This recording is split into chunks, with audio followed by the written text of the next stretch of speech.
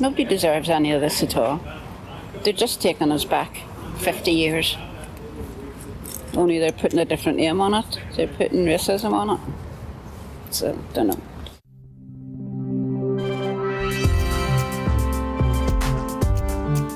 Welcome to Quiet Riot, the Cooler Heads podcast that brings calm where there is chaos. I'm Andreou. And I'm Naomi Smith, here to help you get to grips with all the latest news. All while being creative with the actions that you can take to take back real control. So get comfy, grab a brew and help us begin another Quiet Riot.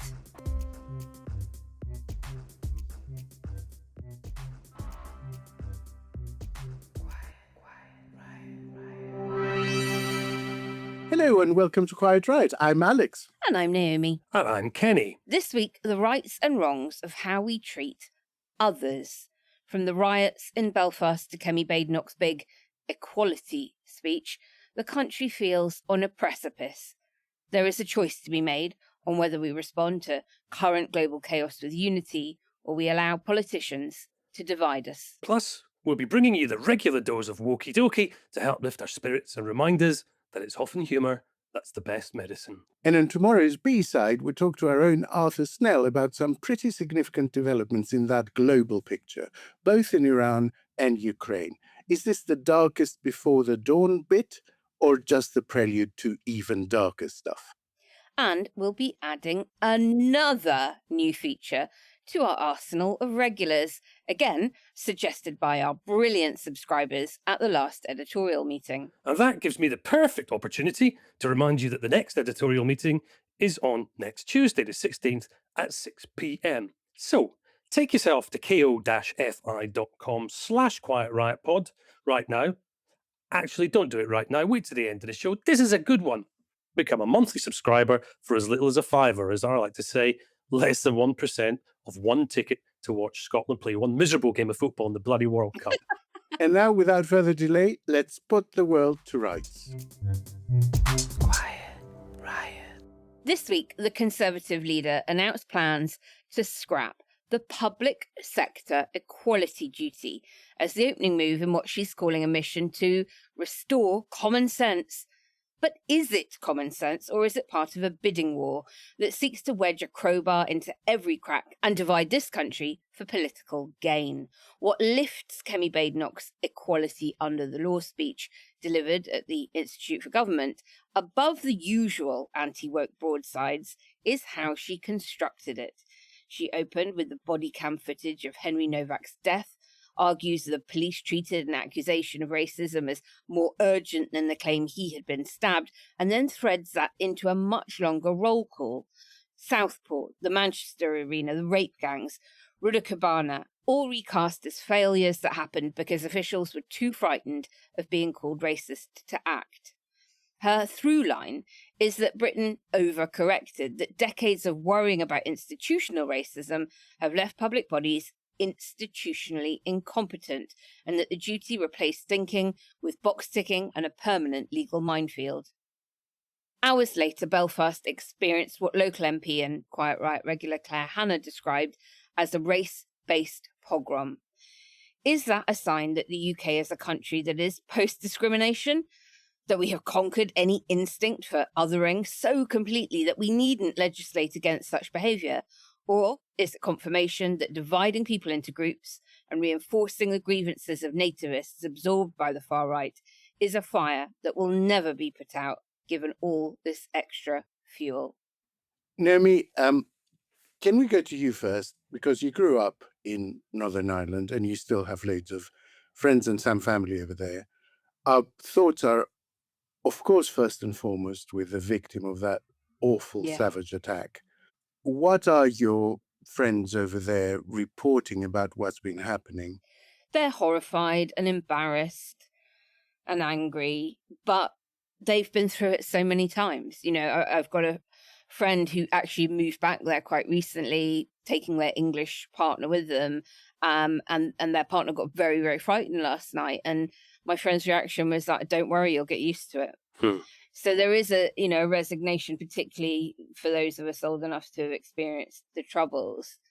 But it is the usual suspects out again trying to stir up, exploit tragedy, spread division, and they don't care about victims. They just want validation.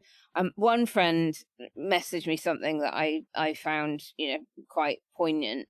If you want to stop the boats, stop the yachts. If you want to blame foreign people, blame the super wealthy foreigners funding all of this division. Don't go out and attack innocent people. You have every right to be angry, but don't let your anger be manipulated by nefarious wealthy fascists, which I thought was on the money completely, given everything that Elon Musk has been doing to fuel everything from abroad. And for Christ's sake, we had Tommy Robinson calling for it from Moscow. He's in Moscow at the moment, but using his power to whip crowds up both on the mainland and in Northern Ireland. And actually, police chiefs in Northern Ireland have been making this very point. Let's have a little listen. Yesterday, we got all the political leaders together, we got civic leaders together, and everybody called for calm after this awful, awful assault. And we asked for everybody to let due process take its course. I can tell you a lot of people did listen to that, and a lot of people who were going to go on the streets did not go on the streets. I also have to acknowledge a number of community leaders and politicians who are out there trying to ensure that people behaved. And there was a lot of peaceful protest in Northern Ireland yesterday.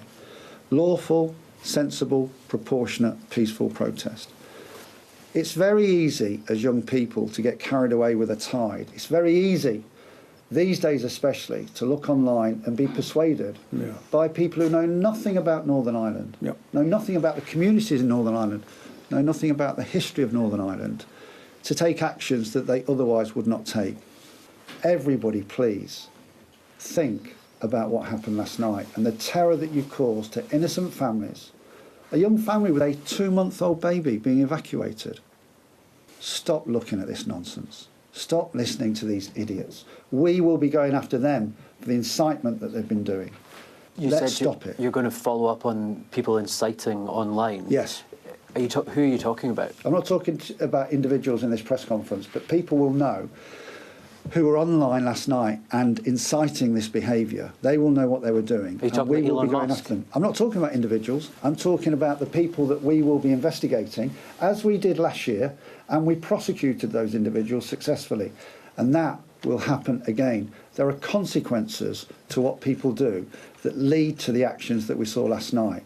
And the police will ensure that those consequences are carried through. I promise you that. Other people from Northern Ireland have been messaging me, and another one made the point about Rupert Lowe, and I wasn't really sure that anyone in Northern Ireland had clocked who Rupert Lowe was. They have. Of course, he runs Restore Britain. That he came out quite quickly after the news of the attack broke to say his government would deport all Somali men if voted in.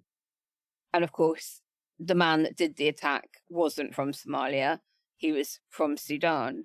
And so before the facts are even established, an entire nationality was being blamed for a crime that they had fuck all to do with. And so, what I'm hearing from people in Northern Ireland is a mix of, oh, here we go again, resignation, but a really growing anger that outsiders are trying once again to manipulate the politics of Northern Ireland. I couldn't help actually thinking back to an interview I did with Claire Hanna, the MP from South Belfast. That's right, yeah, SDLP MP. This was almost 2 years ago, in August 2024, when that phase of the riots was going on. And it was interesting. I went back and listened to it again. I'll drop a link in the show notes if people want to listen to the full thing, because it was just totally applicable to what's going on right now. Let's have a little listen. Similar to what's going on in England, in that people are absorbing the same, or part of the same media ecosystem, from the top line down. People are absorbing the same media and social media content and disinformation. And I suppose to the extent that dislocation, lack of opportunity, pressure on public services is part of what's been going on, it's going on in spades here. And then I suppose the specific factors here are, one, that there is a really no other way to put it than a ready-made pool of recreational rioters. It's a feature of politics here. I mean, and then I suppose the big differentiating factor is paramilitaries, continuing presence of loyalists, primarily paramilitaries and paramilitary adjacent people whose mileage is in division and conflict, who just specialise in making sections of the population feel hopeless, feel demoralised, and feel like they are always losing. These are people who never protest when white people savagely murder others, when they've murdered family of my friends in the past. Quite recently, 2 white men were convicted for murdering their pregnant partners in Northern Ireland. Not a peep from any of these agitators. And a lot of the, chants and placards that we've been seeing have been about keeping streets safe. Well, they never protest against the paramilitaries in their areas, the people selling like dodgy benzos and opiates to vulnerable people. And it's certainly not about keeping women safe when a bunch of the racist they'd be protesting. often... They'd be protesting against themselves if they did exactly that. Unionist politicians have always disliked, the Brexit settlement we got, having campaigned very strongly for Brexit at the time of the referendum. And what they have been going on about is the route that this Sudanese guy took to getting into Northern Ireland. So he didn't arrive in a small boat. He flew from France to Dublin and then used the common travel area to make his way into Northern Ireland, where he, has been offered indefinite leave to remain, I think. And he is therefore this perfect excuse that those that don't want a common travel area with Ireland, that want Northern Ireland to be very much part of Great Britain and would probably dearly love a hard border on the island of Ireland, many of them, to whip all of that up, which of course then feeds directly into the immigration sentiments and pro-Brexit arguments that we see from far right and increasingly, right-wing parties in the UK and actors. So you've got this sort of perfect coincidence of issues happening to unite them all on an issue when these people would never ordinarily agree about a hell of a lot. But against all of that, I have to say, here in the UK, or in GB, I should say, I have noticed a much larger volume of normal-ish people beginning to raise concerns about immigration off the back of what's happened this week, that haven't previously. Probably they've been thinking it a bit. And why do I say all of that? Because this is becoming quite an effective weapon with quite normal people, and that really does concern me. Quiet Riot. Starting or growing your own business can be intimidating and lonely at times. Your to-do list may feel endless with new tasks, and lists can easily begin to overrun your life. So finding the right tool that not only helps you out, but simplifies everything as a built-in business partner can be a game changer. For millions of businesses, that tool is Shopify. Shopify is the commerce platform behind millions of businesses around the world and 10% of all e-commerce in the US, from household names like Gymshark, Rare Beauty, and Heinz, to brands just getting started. Shopify has hundreds of ready-to-use templates that can help you build a beautiful online store that matches your brand's style. And you can tackle all the important tasks in one place, from inventory to payments to analytics and more. No need to save multiple websites or try to figure out what platform is hosting the tool that you need. And if people haven't heard about your brand, you can get the word out like you have a marketing team behind you, with easy-to-run email and social media campaigns to reach customers wherever they're scrolling or strolling. Start your business today with the industry's best business partner, Shopify, and start hearing.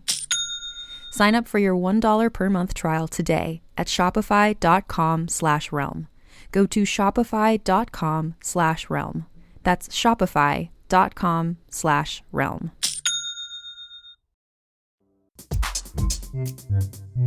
Quiet Riot. My darkest hour fear is that we are in a kind of spiral now, because this is such a flexible topic. We got one incident last week where actually the person involved was British, born here, raised here, but they were of a different faith that allowed them certain exemptions under the law, and so were able to be painted as outsiders in that way. There will always be something, right? There will always be a distinguishing characteristic, Yeah. either their place of birth, the color of their skin, their religion, their ethnic Ethno-nationalism. heritage, their Yeah. sexuality, it could be anything.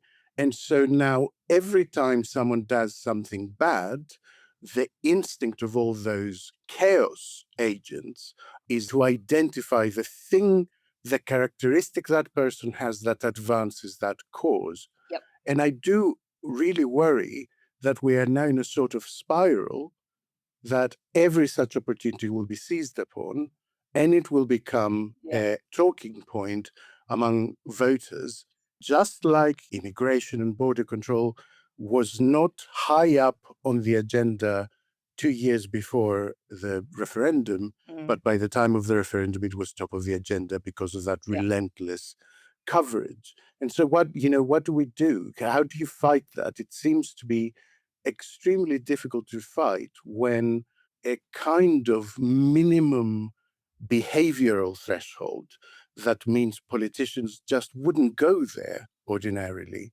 when that has collapsed and they're just willing to quite literally look at every single tragedy through the lens of how does this help my nativist politics? Yep. How do you reverse that? I mean, I can't think of times in history when nationalism hasn't ended up turning into ethno-nationalism. And I think we've just poured accelerant on that process here in Belfast. Homes and businesses occupied by non-white people were set ablaze. That is a pogrom. Yep. Claire Hanna is right to call it that, just as it was, 2 years ago when those inside asylum hotels were, their buildings were satellite and people were trying to do that. It is terrifying. I heard Hilary Benn this morning on the news and thought, my God, I wish you were Prime Minister. He is such a sensible, wonderful voice. If only he were 20 years younger and extremely ambitious, we'd be in a better place. The other thing I just wanted to note was Makerfield. Okay, we have a by-election in a week's time. I think Andy Burnham is well ahead. Polling suggests that, what I'm hearing from the ground, and how happy people are with the postal vote counting and things like that. But all of this chips away. All of this chips away at that, and Reform could do a very late squeeze on Restore. Yeah. People could, not turn out on the day if the weather's bad for Labour. And I've just seen, as we've been recording, Reform have put out a press line saying that they are completely unapologetic about Robert Kenyon's past, the things he said about women, which all feeds to your point, Alex, about this normalizing of terrible behavior, of othering, of women, ethnic minorities, anyone foreign, even if they are white. You are all others. You are to be controlled by us, the white men, backed by our crypto billionaires and our Elon Musk tech billionaires, trillionaire, as he's aiming to be. I mean, I cannot overstate how dangerous and dark a summer I feel we're going into. That brings us to this big move by Kemi Badenoch to, I guess, differentiate herself from the more hard right policies of let's repatriate everyone, let's abolish everything, let's leave the ECHR, with something that is a little bit more detailed and I guess a little bit more legalese. Sometimes a difference in outcome is fair. Modern Britain is the least racist country on earth. I speak from experience. There is nowhere else on earth I'd rather be. There is nowhere else on earth that I would be doing the job that I'm doing right now as a black woman in a majority white country. It is because we are not racist, because we care so much about equality, that we have overcorrected and actually brought in rules that are actually discriminatory. Can someone explain to me what is the public sector equality duty and how it's sort of different from the legislation that is in place? Well, it's a lovely document. And I think it's worth saying it is very short, certainly very short to have instigated an entire speech and press conference around it. So it's a section that lives within the Equality Act. It's section 149. It came into force in 2011. And all it really does, right, is it tells public bodies like councils, schools, NHS, police, that when they make decisions, they should have due regard to three things: don't discriminate, try to advance equal opportunity and foster good relations between everybody. So all it is a duty to think, not to achieve. It doesn't set quotas or demand equal outcomes, or it certainly doesn't tell anyone to treat people differently. It just says, consider who your decision affects before you make the decision, and maybe be able to show that you did that thinking. And I think, everyone forgets or just simply doesn't know how tiny it is. The whole section is about 450 words. It's like a page and a half. That is it. And the thing that Kemi Badenoch has built an entire speech on and a national row around is frankly a figment of her imagination, because all the box ticking and the court cases everybody shouts about are not in the law itself. They've grown up around it in the guidance and, of course, the case law over the years. So, Alex, what I found interesting about how she framed it all was that she framed it as an immigrant. And she leant quite heavily on that and saying, there's no other country in the world I think would be a better place to be an immigrant. It's why I'm here. It's why I love it. And she also, as you pointed out at the beginning of this section, it's her way of saying, I'm not reform. Does that strategy survive contact with reality, with voters, with how the people she's trying to appeal to will absorb that information? I think it's actually born out of that. I can see her sitting in a room with some policy wonks and thinking, what could I usefully do that Reform basically couldn't follow down that road and Labour couldn't follow down that road? So on this, what would my voice be the only one that would be able to say? So I think it gives her a useful launching pad. But I find the whole thing incredibly poorly thought through. And that's where it falls down. So her opening premise that, look at me, I am proof that we don't need all these extra layers of equality rules in this country because I am the leader of a right-wing party as a black woman. It ignores the fact that she's got to that position in the environment that includes those extra safeties. Yeah. And so it's like someone saying, notice how cool this air-conditioned room is. It's proof that we don't need air conditioning. She operates within that environment. The rules that have protected her and that have made people proactively think about the mix of candidates, the mix of MPs that they have going forward.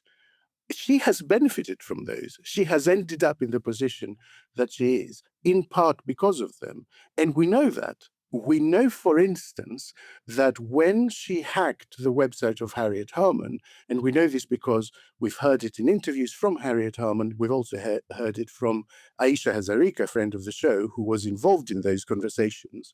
When she hacked the website of Harriet Harman, the key thing that made them decide not to press charges was the fact that everyone thought we need more women in politics, especially more women of color in politics.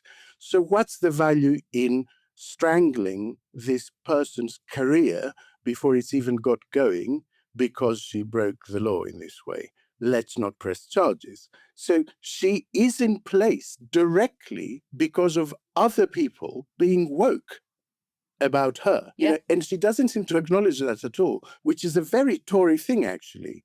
It's a very Tory thing to think I that got here everything that I have achieved, exactly, is down to my immense talent, cleverness, and hard work. And people who are on the street, they are there because they've made terrible choices and they can't manage their budget. It's a very Tory thing to think.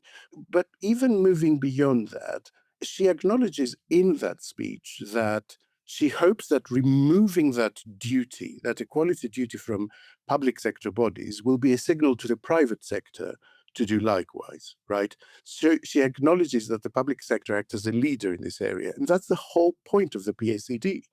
It says, we as the public sector have to lead on this. We have to be better than just doing the bare minimum. Withdrawing it signals to the country that doing the bare minimum is okay.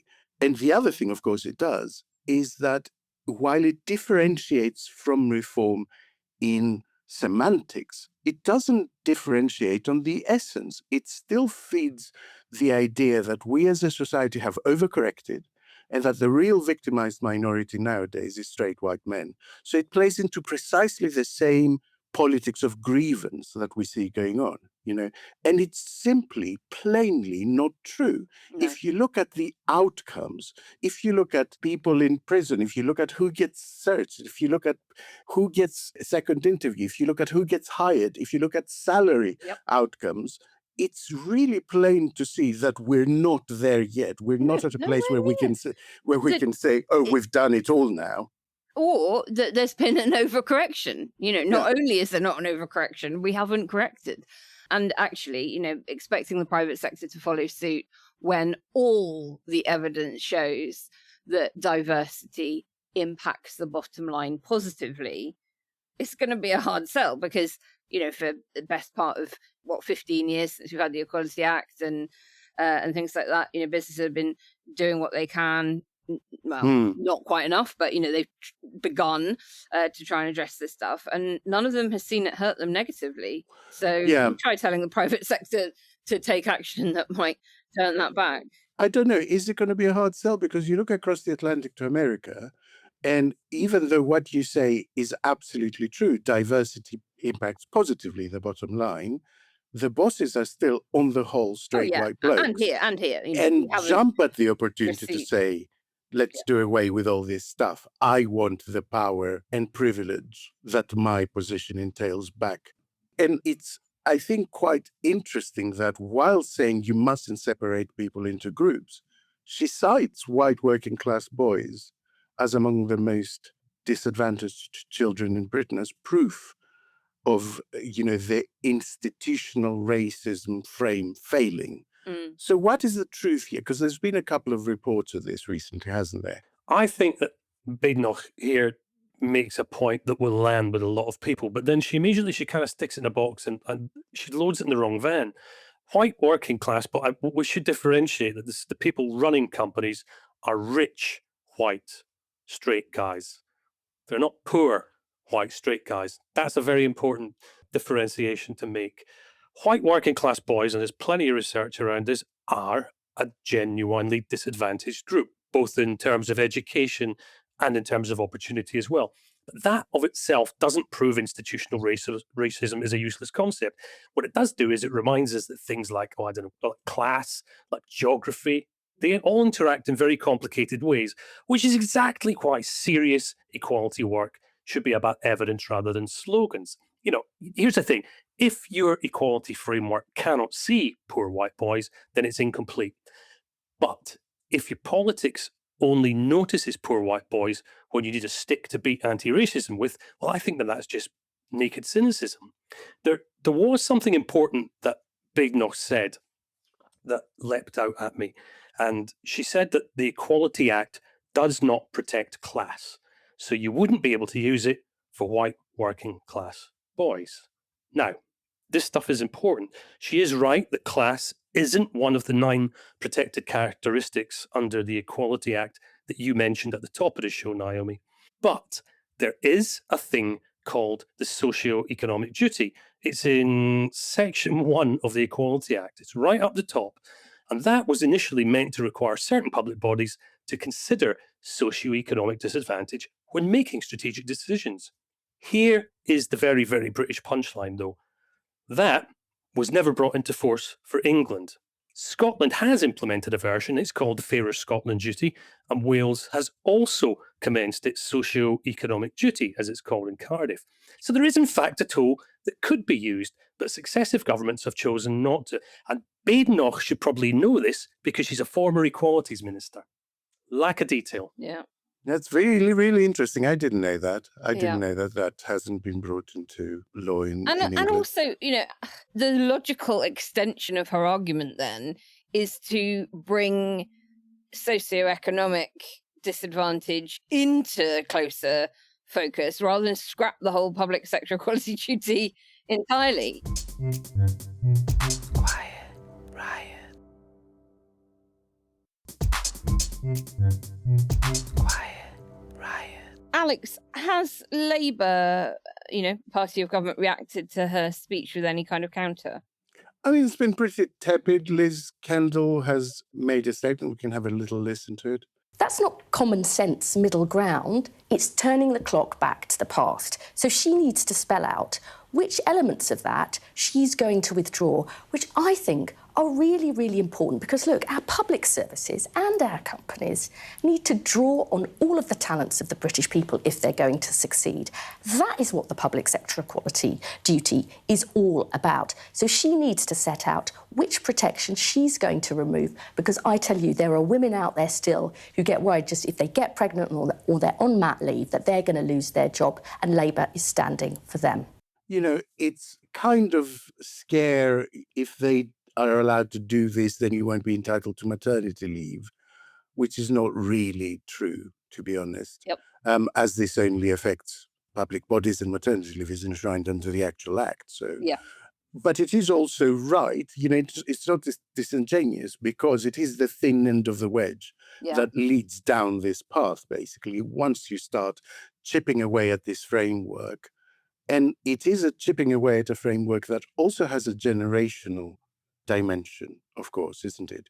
Because you are appealing to people who are maybe older, maybe more established in their professions, maybe more senior positions, maybe retired, to say, like everything else, you know, like the fact that there was adequate social housing when that generation was growing up, or the fact that they have a triple lock on their pension or free tuition, you know, all of that stuff. You're now chipping away at yet another layer that made life easier for you as you were coming through your career progression and makes things difficult for people entering the professional field now. So I don't know. I mean, I suspect no one will particularly mind if this one page of stuff is done away with. I don't think it's, you know, fundamentally important in itself because I used to work in the civil service, and I think that ethos of valuing equality, valuing diversity is very, very hardwired into the civil service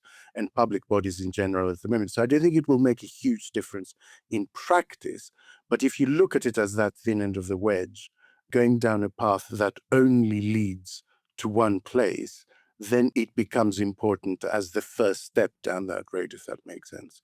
You were particularly taken, I think, by this rhetorical chain of events that the speech articulated. Why was that? Well, because, as you say, it's this big rhetorical move linking Manchester arena bombing, Nottingham stabbing, Southport murders, all to these fears of being called racist, plus the rape gangs and Axel Rudder-Cabana, with the formulation that race isn't the cause of these crimes, but is the reason they weren't prevented. And of course, the pushback is that the officials into inquiries into several of these found multiple specific institutional failures, intelligence services and how they handled it, resourcing, information sharing between public bodies that should have had intervention points long before the atrocities took place, rather than a single equality law clause. So stitching it all onto the PSCD, I mean, you know, frankly, is a powerful but very contestable narrative. And, you know, she's using the dead as an argument ender. And it's not based on anything. No, You know, as I said, the figment of her assertion specifically, I thought that had the police not been afraid of being called racist, the Manchester arena bombing wouldn't have happened, is utterly outrageous on the facts of the case. It is. But they don't need facts. And we've talked for years on podcasts about being in this kind of post-truth world. And ever since Michael Gove said we've had enough of experts, they now don't care about evidence. All they care about is rhetoric, narrative, and getting cut through with people who they want to vote for them because these are very precarious people who are very fed up with the situations they find themselves in. I mean, the most quotable line about, you know, more black boys searched means more black lives saved. I mean, come on. You know, you can expose that immediately on the evidence. Stop and Search has a very weak record on actually reducing serious violence. And of course, well-documented cost to trust in exactly the same communities she says she wants to protect. So I just sort of despair that there is almost zero accountability. Look, I didn't listen to how the IFG, the Institute for Government, handled, responses to her speech and whether anyone sort of actively challenged her with any kind of evidence. But it has got to be incumbent upon all of us to do the research, dig it out, and push back hard every time we hear this stuff. It's interesting you should say that, because actually they did go in quite hard. Oh, good. But she only allowed them 3 questions and then just got up and walked back to the podium. Her response was quite aggressive, and she said, well, you can see I get very het up about things like that because I just feel so damned passionate about it. If you remove the public sector equality duty, don't you risk disadvantaging the most vulnerable people who will find it hardest to use the Equality Act to challenge instances of discrimination, because you remove the incentive for public services to think about their needs in advance, because they aren't the ones who are going to challenge? No, I completely disagree. The Equality Act should be a shield protecting people from discrimination, not a sword for people to look for the opportunities to create. But that does rely on people being able to use that shield. Yes, the Equality Act has Section 18, Section, I can't remember which one specifically. Section 18, for example, protects pregnancy, and goes into a lot of detail about that. The fact that I, as Equalities Minister, was constantly having to explain to people what the duty meant and how they should go about it was a waste of my time. It was not just a waste of my time. It shows that everybody is getting it wrong. I have trust in people. I don't believe the public service is full of lots of racists and people who don't care about disability. And unless they're giving this box to tick, they're not going to do that. I don't believe that. And we should stop enshrining that belief. It is making, and I say this listening to other ethnic minorities, especially young people, it makes them feel that every white person is racist and it's only the law that is protecting them. That is not what our country is. We need to change the culture. We need to sweep all of this stuff away. It is not getting better. The law of diminishing returns is applying to these regulations. We need to get back to the core function of public services. Thank you very much. Thank you. You can see I'm very exercised about this. I am the country's longest serving Equalities Minister. So there is a lot that I've seen and a lot that needs to change. And so the whole thing, intellectually, the way it's framed is a mess. Yeah. There was one bit where she said, I support freedom of association. Black officers are free to meet up, to go to the pub or play tennis. But if they try to challenge what they see as inequalities at work and change the rules at work, that's not allowed. And I just thought, what? So you support freedom of association as long as they're playing tennis, but not if they decide to talk politics? Yeah. That's not really freedom of association, is it? Yeah. It's just utter nonsense. And I wanted to ask you both about, again, this sort of differentiation from Reform, because both Reform and the Tories have this pledge to leave the European Convention of Human Rights. This feels like a very naked attempt for her to say, aha, look, I found this esoteric, hidden piece of legislation that all public sector bodies are bound by. And that means that I'm much more clever and nuanced about how to tackle all of this than Reform. And I had a quick look on the Conservative homepage. I don't often go there, but the whole thing is about leaving ECHR, the landing page, you main front page. That's what they're going on about. Like, join here, support here, if you too think that we should leave the ECHR. Do you think this fails because it smacks of desperation at trying to differentiate from Reform? Do you think they have not updated for a while? Because I think the ECHR thing has kind of fallen out of the public debate a little bit, which to me signaled that they didn't find their bases were particularly fired up about it. It was quite technical, quite dry.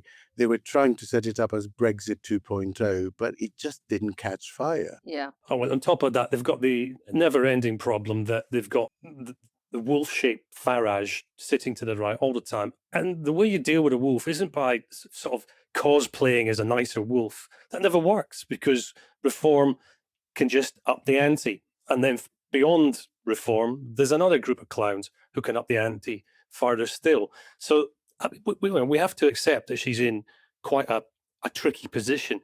But that, I don't think, excuses any of what we've been talking about today, this alleged sort of common sense approach to governance. Because common sense is not a governance system. Common sense is what politicians come out with when they don't actually want to write a system down. And every time she's pushed on detail, there ain't no system there. It's what we're seeing. And it's not, it's just not good enough. Look, we can accept that the PSED would probably do from a bit of reform, but abolishing it and saying, just do your jobs, as Badenoch has said, kind of assumes that everyone agrees what the bloody job is in the first place. That's not the real world, is it? Like I said, intellectually, the whole thing falls apart. There was a question from one of the press, I forget who it was, and they said to her, you're saying that people should be thinking about this stuff automatically without needing to be told and doing it with common sense. So if you take her framing of the whole thing, then the document does nothing anyway, because she's saying that people should be thinking about all this stuff anyway. They don't need a document to tell them. So why are you making a big song and dance about removing it if you don't think it will change behavior? Yeah, just delete it when you're Prime Minister, which you're not going to be. Yeah. So she does think it will change behavior. She just can't quite tell you in what way it will change behavior. And that's because I think, like I said, it's been born out of a focus group session that says, what can I authentically talk about that the others will be hesitant to wade into? And as a Black woman, I can talk about this stuff, which will make it difficult for my opponents. But ultimately, it has no thinking behind the policy and it has no concrete objectives. And that's why it's an empty thing that rattles the moment you shake it. Quiet Riot. Quiet Riot. She had a pop at Blair, didn't she? Because she framed it as unravelling the Blairite legal settlement. Should we have a little listen? We do not need to replace the duty. We need to explain to people that they should do their jobs. That's why I can announce today that a Conservative government will repeal the public sector equality duty in its entirety. I was elected leader of the Conservative Party because I promised to unravel the Blairite legal settlement. There are many laws which were brought in with good intentions, but are delivering perverse outcomes and unintended consequences. We are making policy changes now carefully and thoughtfully, as proved by the serious piece of work that has been done by Andrew Dinsmore. I don't want this to be a party political issue. I would very much like this to be a cross-party issue. This is not a left or right-wing problem. It is a common sense problem. That's one of our speechwriters, isn't it? What can we chuck in? We better put him in. Everyone hates him. Do you think that's a coincidence that Blair publishes his tome last week and then she feels she has to, resurrect him, that most people have probably forgotten about him having ever been here?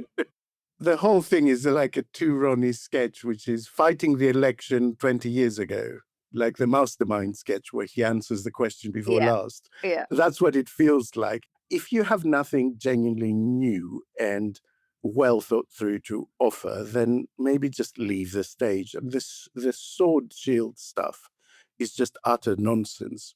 I don't want to get too bogged down in the legalities of it, but it basically comes from common law. It's a concept that's tied to doctrines of estoppel and equitable rights and things like that. And it basically says that you can't sue someone because they've made a promise to you on which you've relied. But if they sue you, you can use their promise as a shield. That's where the shield, not sword thing comes from. And it completely doesn't apply here at all. But there does also feel like there is an argument actually somewhere in there, even though she's so poor at thinking through it and presenting it, which is that the moment you present people with a kind of list of things to do, they park their own judgment. And that's the bit that I don't think I can fully dismiss of what you were saying. What do you think? Yeah, look, when I first started out in my career, I was only 18 and I worked for a really big corporate on a scheme that was designed to, get people into the corporate world before going to uni and helping them out a bit. And I did a lot of the recruitment for the cohort that were going to come after me. I helped the interview days showing the 17-year-olds around who were about to go and do all of their tests and interviews and everything.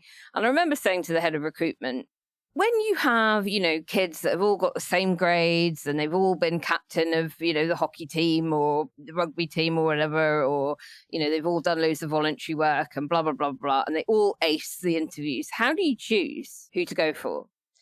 Because everyone I'd met had been, excellent.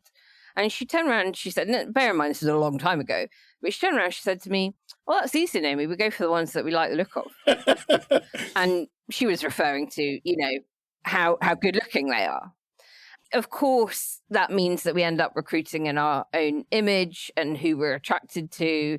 And it meant that on the cohort I was in, of a kind of 30 or 40 of us, I think there was like one black woman and two Asian women, one of whom was mixed race and quite sort of white presenting. And I think one or two Asian guys, right? So it was predominantly white and predominantly male. We do all have inbuilt bias, and we have to constantly challenge ourselves with all of that. And I do think that the two things in the speech that kind of refuse to fall apart are, the first is that, like, the box ticking point that the due regard test is quite vague and litigable, and the complaint that it breeds defensive paperwork rather than better outcomes is one plenty of people from our side of the argument make quite rightly. And the second, I think, is sharper, and that's where she kind of splits from reform, because she is explicitly not scrapping anti-discrimination law. She goes out of her way to attack reform for wanting to bin the whole act on the grounds that it protects everyone, white men included. So I guess the real question for us is not whether she is a total cartoon villain, but whether her actual diagnosis holds that fear of racism accusations can cause specific failures, and whether repeal it and tell people just to do their jobs is genuine reform or an abdication that she is dressing up as plain old common sense. The thing that I would point to in response, and I would advise, actually, we might pop it in our bookshop for people to buy if they want. There is a genuinely perspective-shifting book by a surgeon, Atul Gawande, called How Do We Heal Medicine? And he's become really quite famous around this book. It's known as the Checklist Manifesto. Right. And it's in praise of box ticking. And what he says is that there is a reason that pilots with 40 years experience still have to tick every box of a checklist before they take off and sign it and hand it over. And do their own inspection of the aircraft. Because actually, it's precisely when you think you know exactly what you're doing and you've done it 100 times and you can just deploy common sense and that will see you through, that you make mistakes. And something like 90% of car accidents happen within a mile of where you live. Yeah, exactly. Overly familiar. In a place where you know you feel very safe. Well. Exactly. And so he's taken that checklist pilot process and has introduced it in medical settings, especially in developing countries. And the results have been transformative. Like making someone check through the list of, did I wash my hands? Am I wearing the right gear? All of that stuff. Yeah. Actually making people go through that saves lives, because the moment we think, I don't need to think about this, is precisely when we start to make mistakes. So I'm not saying that to suggest she doesn't have a point. I think for a lazy intellect, a checklist can replace common sense, but I would suggest that both need to be operating at the same time, that there is nothing inherently wrong with checklists, as much as we have come to associate them with job worthiness and middle management and, all the bad bosses that we've had in the past. We all carry that bias with us. Yeah. But there is something to be said for asking people, did you think about X, Y, and Z? Do we have a call to action today, Naomi? Yeah, we do. We've got to get out there and support the groups in Northern Ireland who are helping migrants. In the face of this growing ethno-nationalism and hate. There are two. There is Migrant Centre NI. They do extraordinary work and they have got very few funds to do it with. So few that their website is bad, but persist with it. Go and check them out and give them some support. And then also there is a crowdfunder that has been set up by Anaka Women's Collective. They are raising funds to support everybody who's been attacked, displaced, and traumatized by last night's attacks in Belfast. They're helping people out with transport, emergency accommodation, urgent support for families, food, etc. And then they're saying that any of the remaining funds will be used towards sustaining and developing the emergency response and solidarity groups that acted around the clock throughout the night of the riots to ensure families were not alone, that there were sort of, night watchmen outside the homes of people who were likely to come under attack. So yeah, we'll leave a link to both of those in the show notes. Quiet Riot. Now, it's time for something to lighten the load, to make us chuckle and remind us that the fash are far more easily triggered than even the most delicate of snowflakes. It's time, of course, for Wokey Dokey. Wokey Dokey.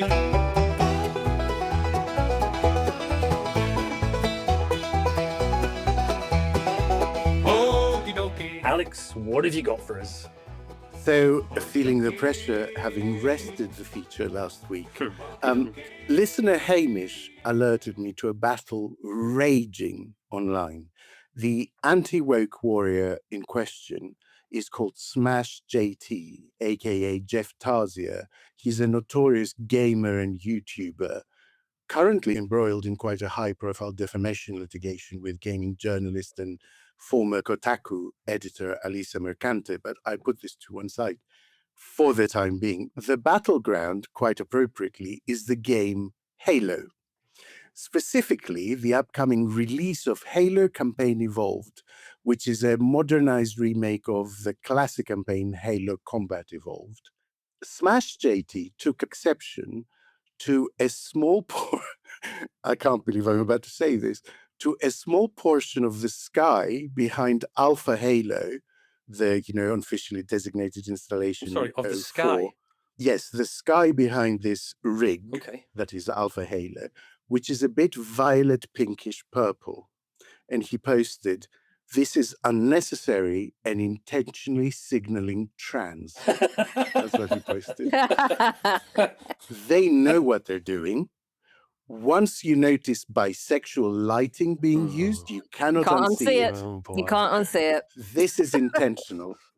At which point, just the entire internet basically came along and just placed its ball sag on his head in an act of sort of mass teabagging, pointing out that the circled purple area is the planet Threshold, the largest planet in the system Alpha Halo lives in, which has always been purple. Hundreds of people posting photos of sunsets and sunrises and the aurora borealis, along with detailed scientific explanations of why violet light disperses differently, making the sky look pink at a particular angle, etc. JT was having none of it. He posted the artwork of the original, insisting, "I will not be gaslit."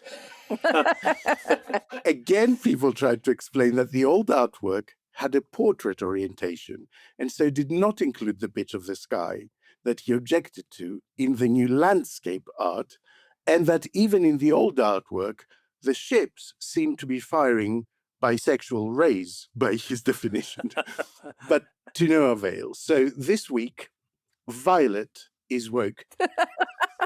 Incidentally, can I tell you, I fell into quite the rabbit hole reading about that defamation suit against him. It really is fascinating legally for two reasons.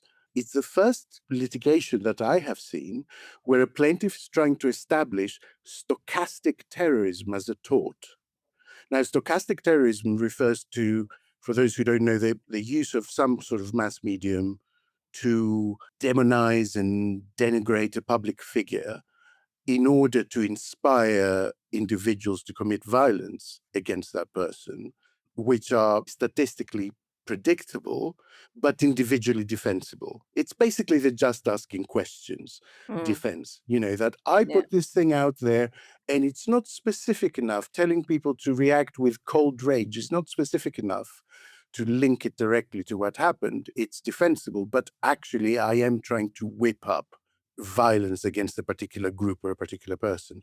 The second reason, this will really interest you both, is that during the pretrial discovery phase, Mercante's legal team revealed that Tarzia's lawyers submitted unredacted conversations between Tarzia and ChatGPT, in which chat logs Tarzia allegedly asked the AI, the large language model, to fabricate information about Mercante, produce content against her, and racist content against another gaming executive. How interesting is that?